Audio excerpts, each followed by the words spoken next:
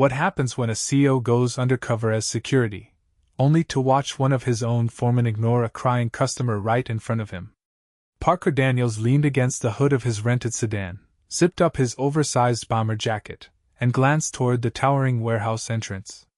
He adjusted the earpiece clip to his collar. For the next 3 days he'd be Rick, a new temp shadowing the night security team at Location 14, one of the 20 distribution centers he owned across 3 states.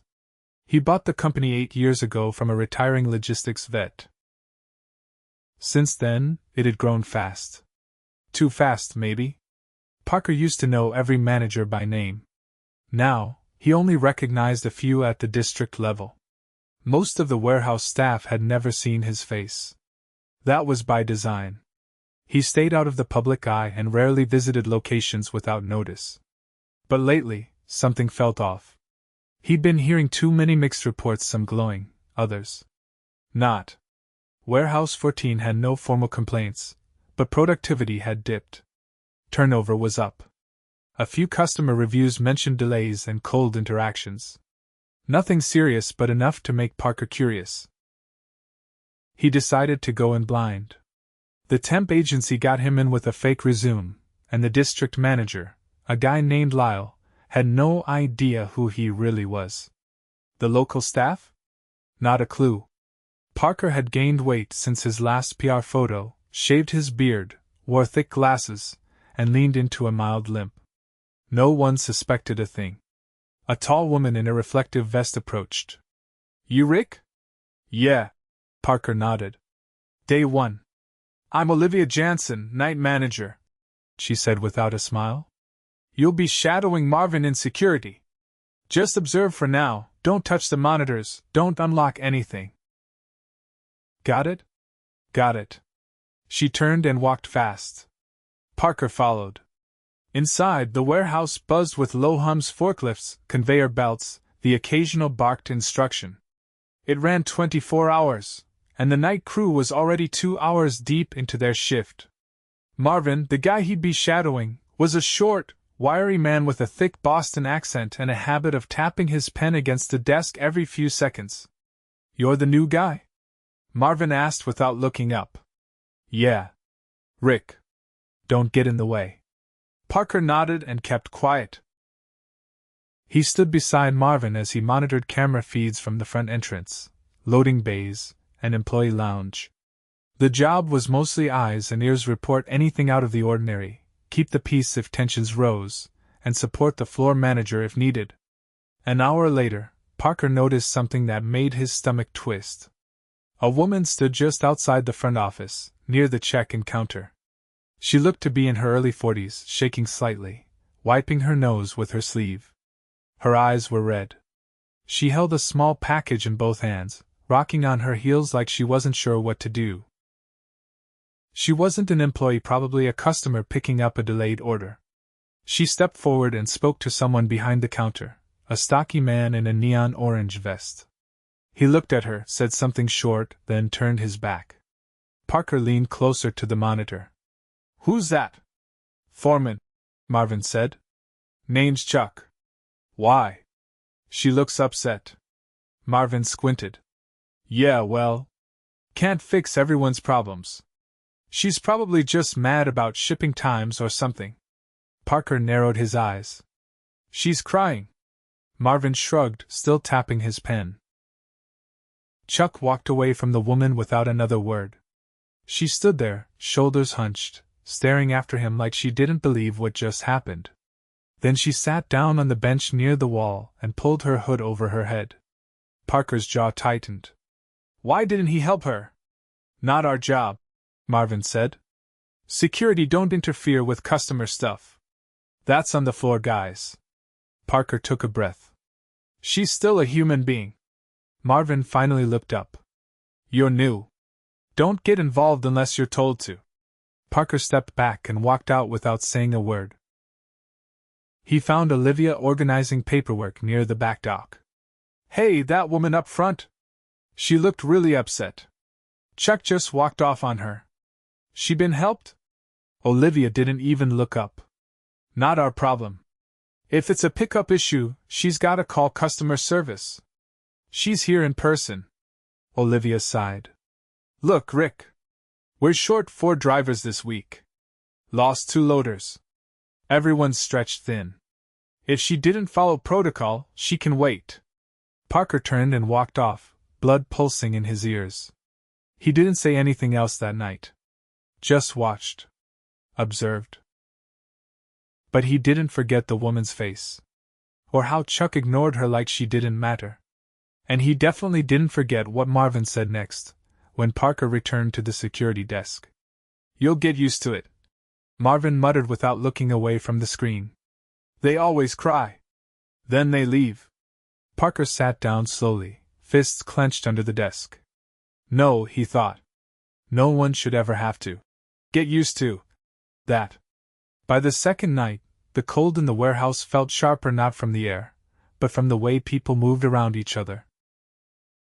Parker arrived 15 minutes early and waited outside the employee entrance, watching as a group of workers shuffled in, heads down, earbuds in, barely acknowledging one another. He followed them, and once the door clicked open, scanning badges with a temporary card. Marvin was already in the control room, nursing a coffee and watching the monitors without speaking. Parker nodded silently, and took his usual place beside him. Marvin said nothing for the first half hour. Then, without turning his head, he muttered, "Management's late again. That's 3 nights in a row." Parker frowned. You mean Olivia? No. Her boss. Lyle. Supposed to swing by for the audit reports. Never shows. Leaves us hanging. Parker didn't reply. He watched the monitors. The woman from the night before didn't return. No mention of her. No follow-up. It was like she never existed. The night moved slowly. The forklift traffic was lighter than expected. One of the loading bays sat untouched, a tarp-covered pallet sitting in front of it. Parker noticed it on the monitor and pointed. That pallet's been sitting there for over an hour. Marvin glanced at the screen. Yeah. Nobody wants to move it. It's for a special order. Requires 3 people to lift, but we're down 2 loaders. Why not reassign someone? That's Olivia's call. She don't like being told what to do. Parker stood. I'll go check it out. Marvin didn't stop him, just waved his hand in the air. At the dock, Parker found a young woman with a loading clipboard leaning against a crate, tapping her phone. Her name badge read, Nina. She looked up, startled. You need something? She asked. That pallet, Parker said. Why hasn't it moved? Nina sighed and tucked her phone away. We're supposed to clear it tonight, but we've only got me and 1 guy left down here. Everyone else got pulled to pick-pack. Olivia says it's not worth halting other lines for 1 shipment. You look exhausted. Been here since noon. They forgot to take me off the day roster. Didn't realize until I'd already clocked in. Parker raised a brow. So you've worked both shifts? Yeah. Don't worry, won't happen again. I'll fix it in the system when I clock out. He paused. Did anyone offer help? Or a break? Nina gave a dry laugh. Help? The last time I asked for help, Chuck told me to drink a Red Bull and stop whining. So I don't ask anymore. Parker didn't say anything. He helped steady the pallet with her and flagged down a passing employee to assist. The 3 of them got it moved in under 5 minutes. Afterward, Parker watched Nina limp slightly as she walked back to the scanner station. He found Olivia near the admin office, flipping through a stack of papers. Nina's been on shift since noon. You aware of that? Olivia shrugged. She knows how to file shift corrections. Not my job to babysit timecards. You're her supervisor. I manage the floor. I don't micromanage people's clocks. She could have spoken up. She did. She was brushed off. Olivia's gaze tightened. You don't know how stretched we are. I've got 2 trucks waiting for clearance, a broken dock lock, and a crew that can't go 5 minutes without a bathroom break. You want to lecture me about 1 loader's hours? Parker kept his voice even. I want to know why no one's stepping in when someone's clearly being overworked. You're temp security, not HR. Stay in your lane. He turned and walked away, jaw clenched. Later that night, something else caught his eye. A group of 3 employees stood near the vending machines, whispering. One of them pointed toward a man sweeping near the back corner of the warehouse. Then they laughed. Parker watched closely. The man they were watching was older, maybe mid-50s, with a slow gait and a limp in his left leg. He wore a faded hoodie over his uniform and pushed a broom methodically, never looking up. One of the whispering employees' tall, buzz-cut, impatient hands walked past the older man and muttered something under his breath. The older man didn't react. But Parker heard it. Waste of space. Parker followed. The buzz-cut guy's tag read. Kenny. He was headed back toward the break area. Parker stepped in beside him. You got a problem with that janitor? Kenny looked him over. Do I know you? No. Answer the question. What's it to you? You're mocking someone who's working harder than you are. Buddy, relax. He doesn't care. Guy barely speaks. Some nights I think he's asleep on his feet. Maybe you should worry less about him and more about how fast your line's falling behind on skin times. Kenny narrowed his eyes. What are you, a floor lead now? No, Parker said. Just someone who doesn't tolerate bullies. Kenny scoffed and walked off. Parker found the janitor near the chemical closet. You all right? The man looked up slowly. I'm fine. You hear what he said back there? The man nodded once. Doesn't matter. I just clean. What's your name? Luis. You've been here long? 6 years. Parker nodded. Appreciate what you're doing. Luis gave a tired smile and pushed his cart forward. At the end of the shift, Parker returned to the security room. Marvin was gone, replaced by a younger guy named Darren who barely spoke. Parker sat in silence, watching the monitors. At 4 a.m, Lau finally showed up. He walked in through the side entrance in a pressed shirt and shiny shoes, holding a half-eaten sandwich. He didn't greet anyone. Just walked straight to Olivia's office. Parker followed and stood outside the cracked door. I don't care if they're tired, Lau was saying. If they quit, we'll replace them. We've got a stack of applications, Olivia replied. We're burning through people.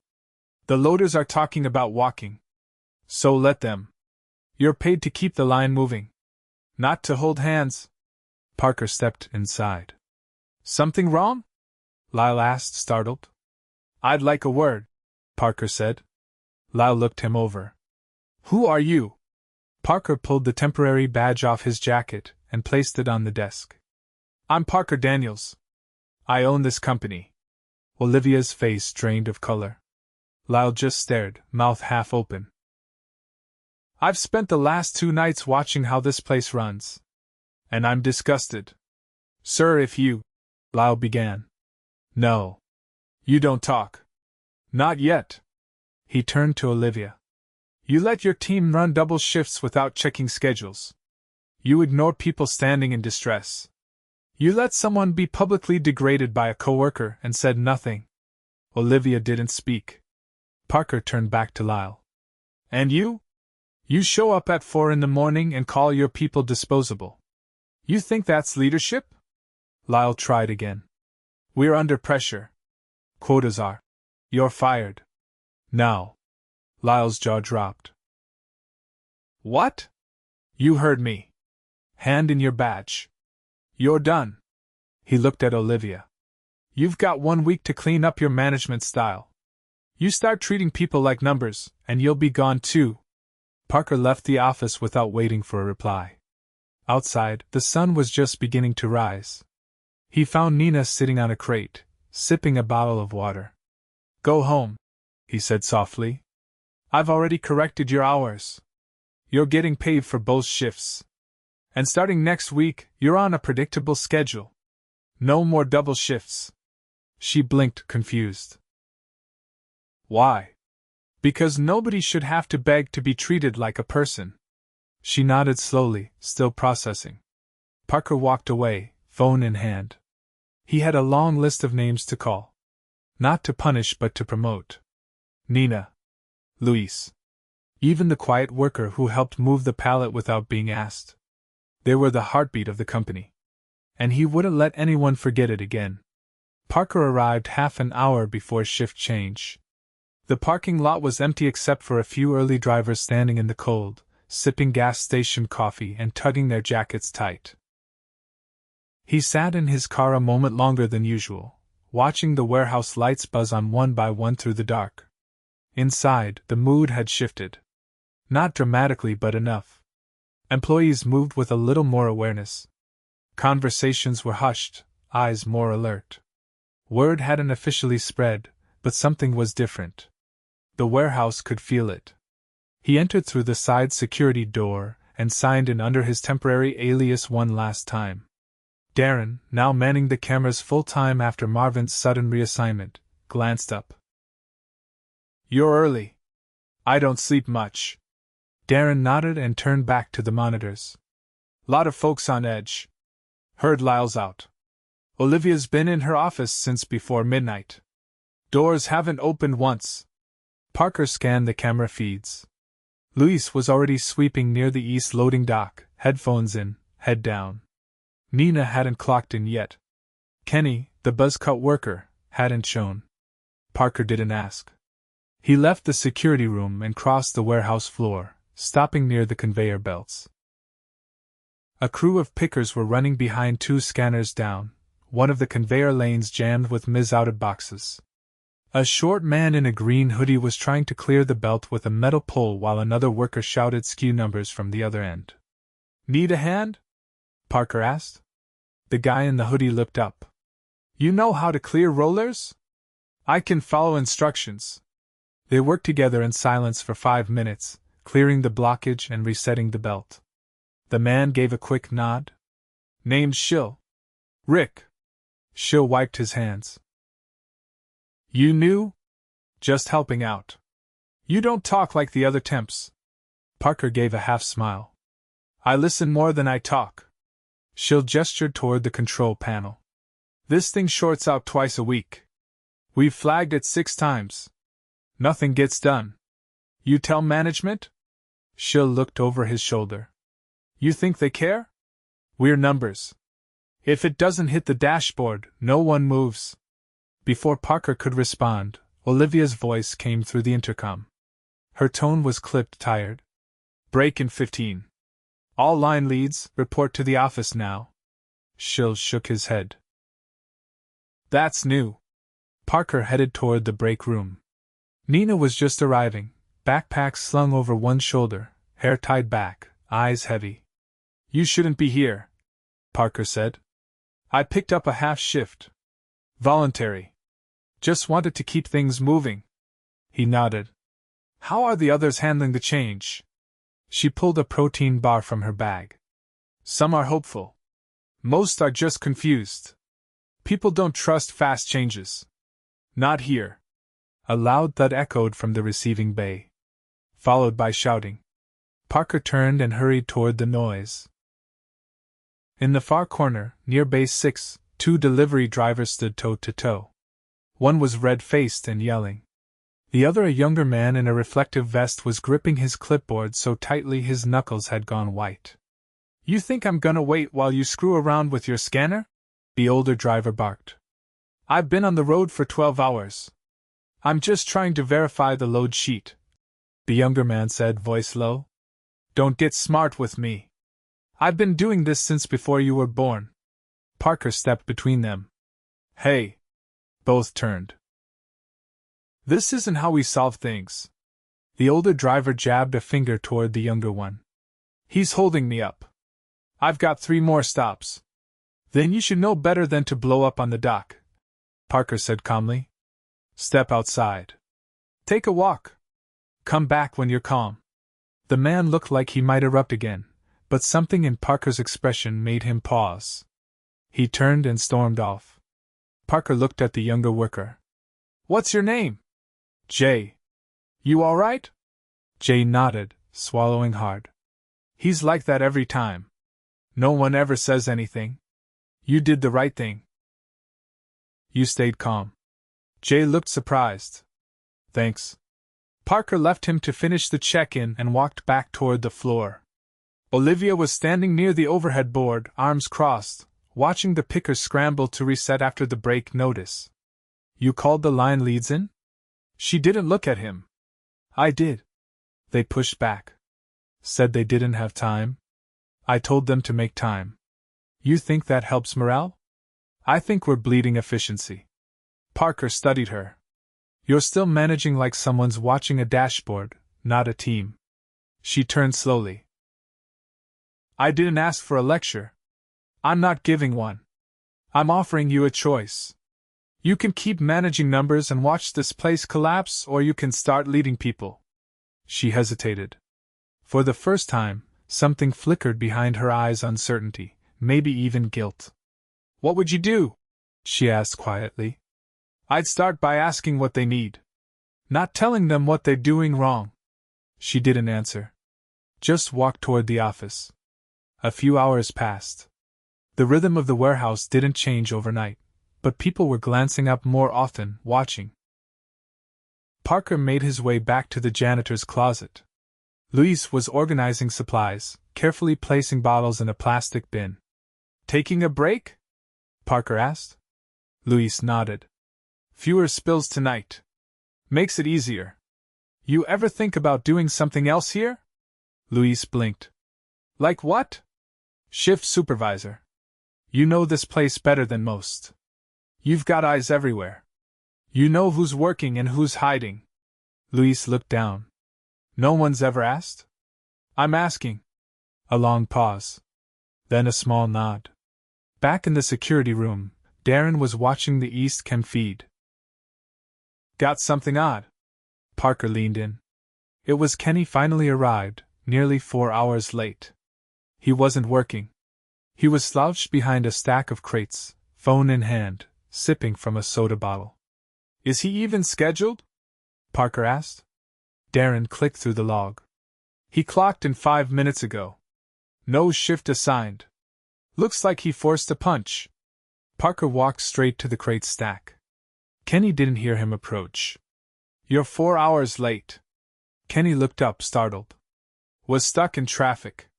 You weren't scheduled. You forced a punch. Kenny stood up. Look, I know what this is. You're just trying to get rid of me. You're doing that on your own. Kenny rolled his eyes. I'm not the problem here. It's the lazy loaders and soft leads. You were warned once already. This is your last conversation here. Kenny opened his mouth. No. You're done. Hand over your badge. You're off the floor as of now. Kenny hesitated, then dropped his ID card onto a nearby crate. Parker didn't watch him leave. Later, as the shift wound down, Olivia approached. Her tone was different. I held a meeting. Asked the leads what's not working. Got a list. Parker raised an eyebrow. And? Scanners need replacement. Lines 1 and 3 need realignment. People want more predictable schedules and fewer double weekends. You going to fix it? Olivia nodded. Started a ticket with corporate. I've got Nina drafting the schedule template. And I reassigned Shill to tech support. He's the one who's been patching the belts without a title. That's a good start. She hesitated. Why didn't you just fire me? Because I saw you listen tonight. The sun was rising again. Parker stepped outside and watched the lights spill over the quiet parking lot. A few workers were gathering near the bus stop, laughing softly. It wasn't fixed. Not yet. But it was beginning. He pulled his phone from his pocket and dialed his assistant. Get me a vendor. I want a mobile coffee cart out here every Friday morning. No branding. Just something decent, free for the night crew. He paused. And find me a space in the next quarterly meeting agenda.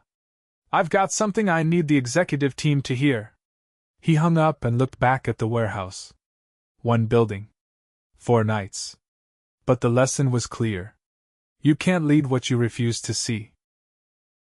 3 weeks later, Parker Daniels returned to Warehouse 14, this time through the front door. No disguise. No borrowed badge. No alias. The sun hadn't fully risen yet, and the parking lot was already beginning to fill. Steam curled up from coffee thermoses clutched in gloved hands. A few workers lingered near the newly installed mobile coffee station parked just outside the employee entrance. It was modest, no branding, no signs, just two baristas serving hot drinks and light snacks, paid for by corporate with no strings attached. He stepped inside and immediately noticed the change. It wasn't dramatic, but it was real. Conversations were happening on the floor. Not just idle chatter, but actual coordination. Workers were speaking directly to one another instead of talking past each other. The usual tension that clung to the air during night shifts, the kind that bred silence and suspicion, wasn't there. Parker made his way to the operations office, where Olivia was at her desk reviewing a printed schedule. She looked up when he entered. "You're early," she said. "I wanted to see the crew before the shift turned over." She gestured toward the board. "Nina finalized the rotation last night. We've got 2 fixed loader teams now, and Shill's got the maintenance requests logged for the week. He's already coordinated with facilities to swap out the faulty scanners." Parker scanned the wall. "You're not just managing anymore." Olivia set down her pen. "I started reading the exit surveys. The ones from the last 6 months. They weren't angry. Just tired. They didn't feel noticed. That's worse." He nodded once. "You're still on probation, Olivia. But this is a good start." She didn't argue. Parker left the office and walked the floor. He passed Jay near Dock 4, calmly preparing a loadout with 2 newer hires. The clipboard was gone, replaced with a tablet synced to the updated inventory system. Jay looked up and gave a quick nod. Parker returned it but didn't interrupt. He found Nina near lane 2, double-checking a pick list against a shipment cart. Her expression was focused but not strained. "Everything holding up?" he asked. She looked over her shoulder. "Yeah. It's more balanced now. We're still short on weekend coverage, but we're rotating nights off so no one's stuck back-to-backs." "Who's building in the flexibility?" "Luis. He's been handling the shift swaps." "He's fair." Parker raised an eyebrow. "He's not even officially promoted yet. He doesn't need a title to lead." Parker didn't respond right away. He made a note in his phone and continued toward the receiving bay. There, behind a work table covered in labeled bins, Luis was working through a checklist with 2 team leads. His cart was parked nearby, still stocked with cleaning supplies, but less central to his role now. When he saw Parker, he paused. "You're not just observing today?" Luis asked. "No. Today, I'm here to settle things." Parker turned to one of the team leads. "Can you give us the room for a second?" They nodded and stepped away. "You've been doing more than your job," Parker said. "You've been organizing shift transitions, managing handoffs, coordinating with maintenance. That's a supervisor's role. I've just been helping where I can. You've been leading where no one asked you to. Starting Monday, you're officially promoted to Night Operations Coordinator. You'll report directly to District Oversight. Training begins next week." Luis didn't answer right away. He looked down, then back up. "Do I still clean?" "If you want to. But you don't answer to a mop anymore." Parker shook his hand firmly and walked back toward the admin corridor. He passed Kenny's old station. Vacant. The crates had been rearranged, and the area was now used for staging outgoing orders. No one had asked what happened to him. No one missed him. In the break room, Schill was setting up a tablet tutorial for 3 new hires. He was patient, direct, and clear. Parker didn't interrupt. He waited until the session ended. "You comfortable in the tech lead role?" Parker asked afterward. "Yeah," Schill said. "It's better than patching things in secret. Any gaps in the system still?" He pulled a notepad from his back pocket. "Dock sensors still glitch on Bay 9. And the inventory software still freezes when syncing after 3 a.m. Send it to facilities and CC me. Schill nodded. Parker returned to the admin office and pulled up the facility report. He logged Luis's promotion, submitted a requisition for 2 additional belt sensors, and sent a follow-up note to HR. Recommend performance-based review criteria for night shift promotions. Current system overlooks impact players. He stood up and walked to the front window. The sun was finally up. The day's shift had begun trickling in. Olivia stepped out of her office and joined him. You staying long? She asked. No. I just wanted to see if the changes held. You think they will? That depends on whether people are seen or ignored. She didn't respond, but her eyes followed the workers moving across the floor. I've got something else for you, he said, reaching into his coat pocket. He handed her a small card with a QR code printed on it. What is this? Direct access to my office. Not filtered through corporate. If something breaks down again, if someone's falling through the cracks, I want to know. She studied the card. I thought you didn't like skipping channels. I don't. But I trust you to use it properly. He turned to leave. As he reached the exit, he paused and looked back one last time. The warehouse was still humming, still imperfect. There were still bottlenecks, still long nights ahead. No single act had fixed Warehouse 14. But the people inside it had been given something better than a solution. They'd been given a voice. And this time, someone was listening,